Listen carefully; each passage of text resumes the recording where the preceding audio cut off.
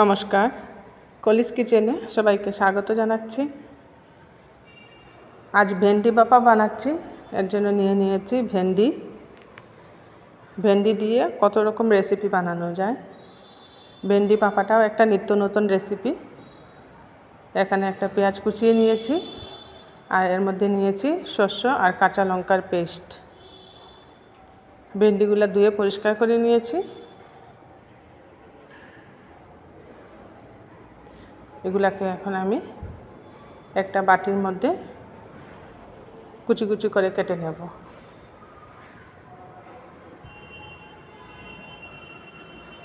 একদম কচি কচি ভেন্ডিগুলা। কচি ভেন্ডি হলে খেতে ভালো হয় ভেন্ডি বাপাটা। এইভাবে ছোটো ছোটো করে কেটে নিতে হবে ভেন্ডি বাপা বানানোর জন্য। ভেন্ডিটাকে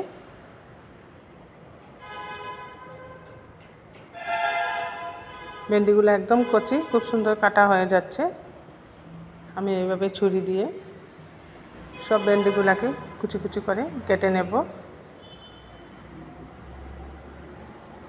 ভেন্ডির বুটটার দিক আর পিছনের দিকটা একটু ফেলে দিয়ে কুচি কুচি করে কাটতে হবে।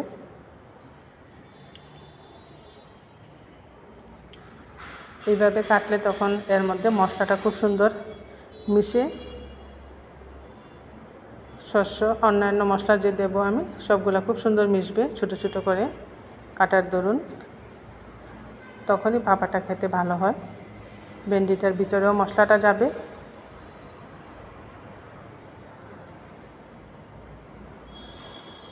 সবগুলা ভেন্ডি নরম।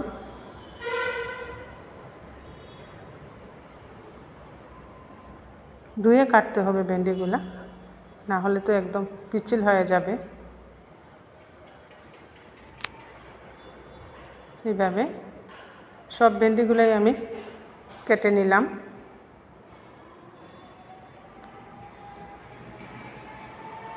দেখুন এইভাবে কুচি কুচি করে সব ভেন্ডি কেটে নিয়েছি।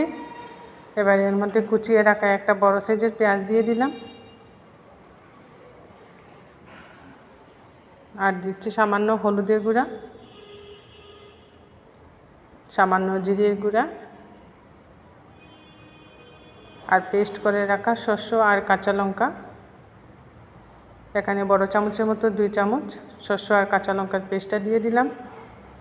এখানে আমি কোনো গুঁড়া লাল লঙ্কা ব্যবহার করব না, এতে করে কালারটা সুন্দর আসবে না। প্রয়োজন মতো লবণ দিয়ে দিলাম। শস্যের রেসিপি লাল লাল হলে ভালো লাগে না। এর মধ্যে এবার কাঁচা সরষের তেল দিয়ে দেব। বড় চামচে 2 চামচের মতো কাঁচা সরষের তেল দিয়ে দিলাম এর মধ্যে। এই সরষের তেলটা দিয়ে এখন ভেন্ডিকে ভালোভাবে মিক্সড করতে হবে মশলার সাথে। এভাবে একটা চামচ দিয়ে ভেন্ডি, পেঁয়াজ আর সব মশলা শস্য ভালো করে মিক্সড করে নিচ্ছি। যে কোনো বাপা রেসিপিতেই আমরা এইভাবে শস্য আর মশলা দিয়ে থাকি। যে মশলাগুলো দিয়েছি বাপার রেসিপিতে, এগুলা দিয়ে অন্য ভাপা রেসিপিও আমি বানিয়ে থাকি। এর মধ্যে পোস্ত একটু দিলে ভালো হয়। আজ পোস্ত নেই, এর জন্য শুধু শস্য আর কাঁচা লঙ্কা পেস্টেই দিয়েছি। আর 2টা কাঁচা লঙ্কা কুচি করে দিচ্ছি। একটু ঝাল ঝাল হবে রেসিপিটা।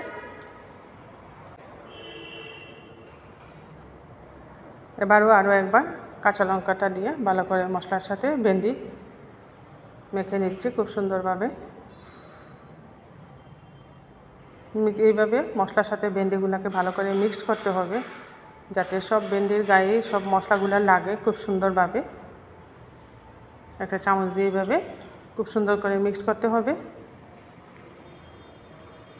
এদিকে গ্যাসে একটা কড়াই বসিয়ে দিয়েছি। দিয়ে দিলাম এর মধ্যে 1 চামচের মতো সরষের তেল। যেহেতু এটা ভাপা রেসিপি, সরষের তেল দিয়ে বানাচ্ছি। তেল গরম হয়ে যাওয়ার পর এখানে সামান্য মেথি ফোড়নে দিয়ে দিলাম। মেথিগুলা একটু ভাজা ভাজা হয়ে যাবে। মেথিগুলো একটু ভাজা ভাজা হয়ে যাওয়ার পর এর মধ্যে আমি মশলা দিয়ে মাখিয়ে রাখা ভেন্ডি দিয়ে দেব।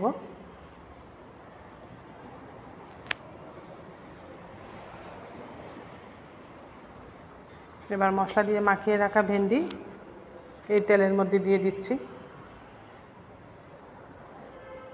এই রেসিপিটা আমি আজ একটা কড়াইয়ের মধ্যে বানাচ্ছি।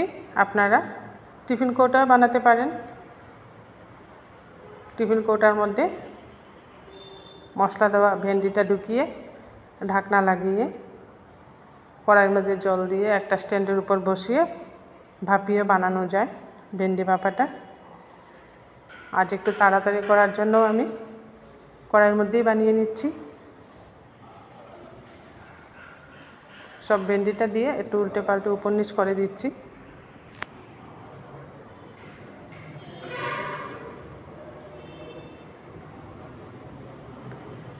এবার এর মধ্যে বাটি দেওয়া একটু জল দিয়ে দেব।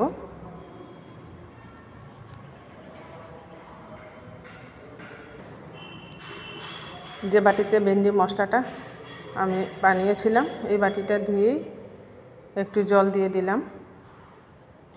একটু জল দিতে হবে, জলটা যাতে গায়ে গায়ে থাকে। ভেন্ডিটা একটু সিদ্ধ হতে হবে, এর জন্য জলটা একটু সমপরিমাণে দিতে হবে। আমি আরেকটু দিয়ে দিচ্ছি। এইভাবে একটু মাখো মাখো থাকবে ভেন্ডিটা। এবার একটা ঢাকা দিয়ে আমি 10 মিনিটের মতো ঢেকে দেব। মধ্যেখানে একবার ঢাকাটা উঠিয়ে নাড়িয়ে দিচ্ছি।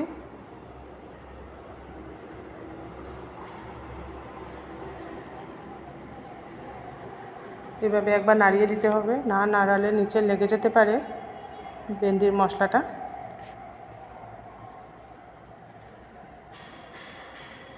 এভাবে নাড়ানোর পর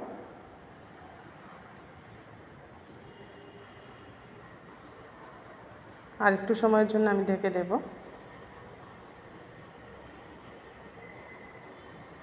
এবার দেখুন ঢাকাটা সরিয়ে আমি দেখিয়ে দিচ্ছি আপনাদেরকে।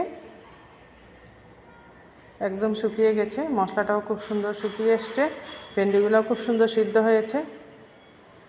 আমার এই ভেন্ডি ভাপা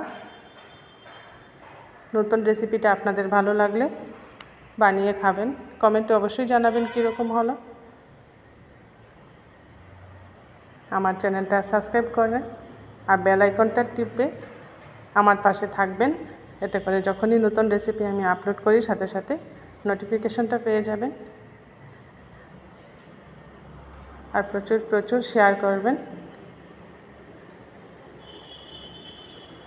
হয়ে গেছে, এবার আমি নামিয়ে নিচ্ছি ভেন্ডি ভাপা। বানিয়ে নিলাম নতুন একটা ভেন্ডি রেসিপি, ভেন্ডি ভাপা। নামিয়ে উপর থেকে দিয়ে দিয়েছি সামান্য কাঁচা সরষের তেল। এই রেসিপিটা গরম গরম ভাতের সাথে খেতে খুব ভালো লাগে। আমি গরম ভাতের সাথে সার্ভ করে দিয়েছি ভেন্ডি ভাপা, ডাল, পাট শাক আর একটা সয়াবিনের তরকারি। এটা আজ আমার দুপুরের মেনু।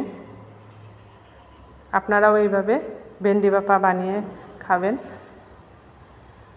খুব সুন্দর একটা টেস্টি রেসিপি।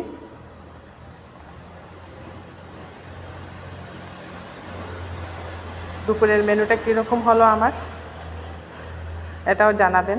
আপনাদের ভালো লাগলো কি না আমার এই দুপুরের থালি।